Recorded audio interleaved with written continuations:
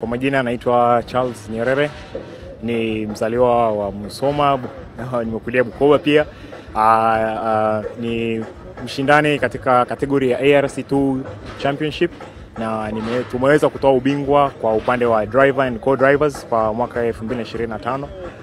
Na ni fursa ama faraja kubwa kwangu kutokana na kwamba inaniweka katika position ambayo FIA wanaweza kanitambua kwamba mwaka fulani niliweza kuwa bingwa katika mwaka. Kwa hiyo ni inspiration kubwa hata kwa wenzangu ambao wananiangalia, and I'm proud enough kusema kwamba itakuwa ni mwendelezo mzuri katika kanzia karia ya mashindano haya magari.